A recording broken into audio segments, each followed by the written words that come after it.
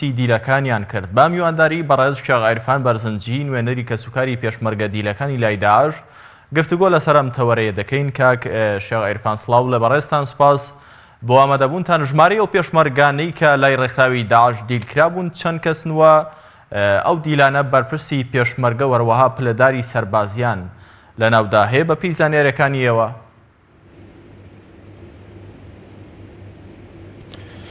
بەڵێ زۆر سپاسی جەنابتانەکەین، سپاسی کەناڵەکەتانەکەین.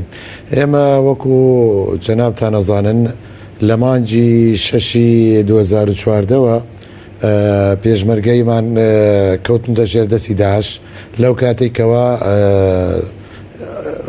تیرۆریستانی داعش هێرشیان کردە سەر شاری مووسڵ. کۆمەڵەیە پێشمەرگەمان بەداخەوە کەوتنە ژێر دەسەڵاتی ئێوان و تاکو ئیستا با ژمارە کرێکەوە پێشمەرگە دیلەکان تاکو ئەم ڕۆژەی کە گەیشتوینە دیلەکانمان ژماریان نزیکەی 70 بەسەرەوەیە بۆ 78 پێشمەرگا چیە ژماری دیلەکان. لەگەڵەوەیشە ژماری وەزارەتی پێشمەرگە ڕایەگەیەنێکەوە 62 بۆ 64 پێشمەرگا دیلە، بەڵام ئەوەی ڕاستیە کۆمەڵی دیلەکان زیاتر لە 70 دیلە. بۆچی کەسوکاری پێشمەرگە دیلەکانی داعش ئەمڕۆ ئەم گردبوونەوەیان ئەنجام داوەوە؟ ئەوان هیچ ومێدێکیان هەیە کە تازە دوای کۆتایی هاتنی ئەم داعش لە عێراقدا بە گشتی جارێکی دیکە کەسوکارەکانیان بگەڕێنەوە؟ بەڵێ خۆی ئەوەی جێداخە لەم ماوەیە بۆمان دەرکەوتووەکەوە کۆمەڵێکی پێشمەرگە لەو ڕۆڵە قارەمانانێکەوە لە ژێر دەسەڵاتی داعشا بوون لە کاتی ئۆپراسیۆنی ئازادکردنی شاری مووسڵ لە نەخۆشخانەی کۆماری ئەوانە زیندان کرابوون.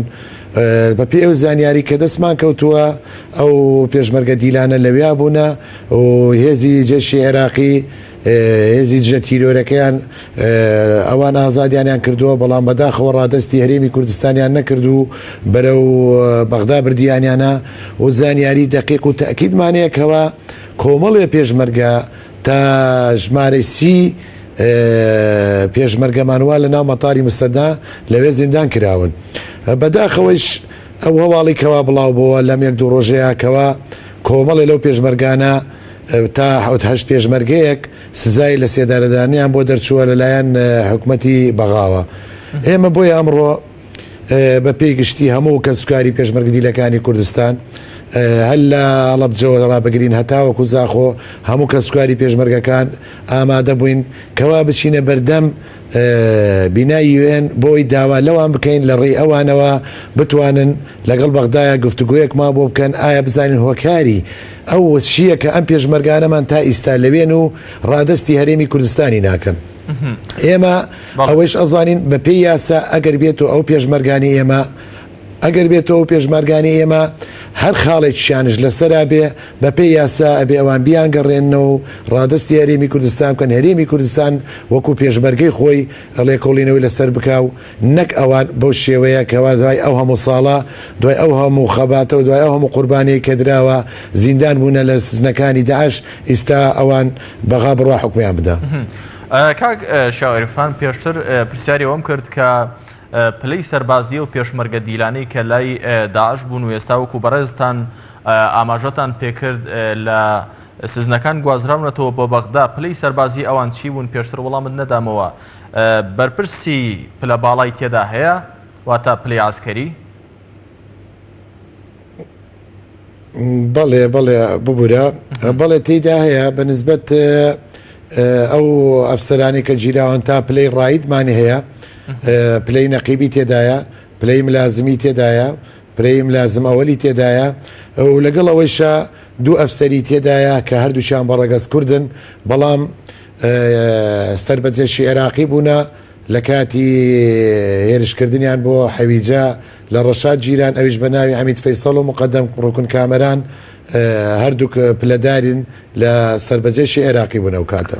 زۆر باشە. باس لەوە کرد کە ئێستا ئەم پێشمەرگە دیلانە گواستراونەتەوە بۆ زیندانەکانی بەغدا. بۆچی ئەوانە جارێکی دیکە ڕادستی حکوومەتی هەرێمی کوردستان ناکرێنەوە بۆی جارێکی دیکە بگەڕێنەوە ناو ماڵ و منداڵی خوان لە کاتێکدا لە ماوەکانی ڕابردوودا و کاتێک کە داعش لە مووسڵ وە لە ناوچەکەدا دەسەڵاتی هەبوو هێزەکانی عێراق وە پێشمەرگە بەیەکەوە ئۆپەراسیۆنیان ئەنجام دەدا بۆ کۆتایی هێنان بە ڕێکخراوی تیرۆریستی داعش لە عێراق وە لە مووسڵ و ئەو ناوچانەی کە تیایدا باڵە دەست بوو.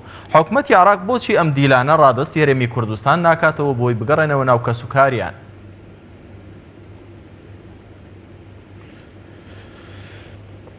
بەڵێ ئێمەش ئەوە پرسیارەکەیە کە ئەوە کە بە دوای وەڵامەکەی ئەگەڕین تاکو ئیستا دەستمان نەکەوتووە. وەکو ئاگدارن کاتی ئۆپراسیۆنی مووسڵ کرا ئەوە بۆ بە ئەماهەنگی بەڵام لە کاتێکە بەغا خۆی بە هێزەکانی خۆیەوە و بە حەشدی شعبی و بەو هێزانی کە ئەو دروستی کردووە کەوتبی تەما بوو کۆنتترۆلی شاری مووسڵی کردەوە و هەمان کاتیش لە کۆنتترۆلکردنەوەی قەزای حەویجە هەر جێشی عێراقی بەبێ پێشمەرگە کۆنتترۆلی حەویجەی کردەوە.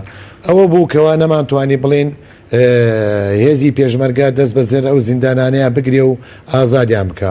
ئەوەیشی کەوا ئیستا ئێمە بە دوایی وڵامەکەی ئەگەڕێن ئایا هۆکاری چییە؟ ئایا هۆکاری چییە ئەو پێشمەرگانە کەوا لە ناو زیندان بوونە لە ناو زیندان بوونە کەوا جێشی عێراقی چووە دەریانی کردووە هۆکاری چیە ئیستایە سزایان بات یا بۆ ئەو دانوستانیە ناکا لەگەڵ هەرێمی کوردستانە و کە ئەمانەوەکو پێشمەرگەیە مامەڵیان لەگەڵا بکات و بیان گەڕێتعرفان کاتم نەماوە بۆوەکو دوپرسیار لە بەڕێستان ببوورە حکوومەتی هەرێمی کوردستان بەڕێستان ئاماژەتان بۆ کرد پێتان سیرێکە بۆچی دانووسان لەگەڵ حکوومەتی هەرێم ناکە بۆی ڕادستیان بکەنەوە تاوەکو ئێستا هیچ هەوڵێک دراوە بۆی کە پێشمەرگەکان ئەوانەی کە پێشتر دیل بوون لای داعش کە ئێستا پێشتر بەڕێستان ئاماژەتان پێکردن کە لای بەغدان هیچ هەوڵێک دراوە و هەوڵەکان لە ئاستێکدا بوون بۆی جارێکی دیکە ئەم پێشمەرگانە بگەڕێنەوە.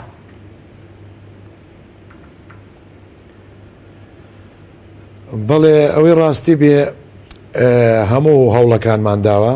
ئێمە سەردانی وەزارەتی پێشمەرگەم کردووە من هەر بۆ خۆی دوێنێکە سەردانی وەزارەتی پێشمەرگەم کرد ئەو بۆ وتیان کەوا لەوێ ئەو بەڕێزە کاک جەباریاوەر کەوا کتابێک ئەکات لەگەڵ بەغایە کەوا بەرپرسی هەواڵگەری بەغا بەڕێگەز کووردە پەیوەندی بەوە ئاکات کە بزانین ئەمانە تا چەنێ ڕاستە بەڵام بەداخەوە دوێنێکە کە چوینە لای سۆر بە شێوەیەک کە وڵامی دایەوە ینی بە خەیاڵێ ناهات کە وەکو ئەیوت من قەناعەتم نییە ئەم پێشمەرگانە لەوێ بێ ئەو بە قەناعەتی خۆی ئیشەکە نەک بە هەستێکی کوردایەتی نەک بە هەستێکی نەتەوایەتی.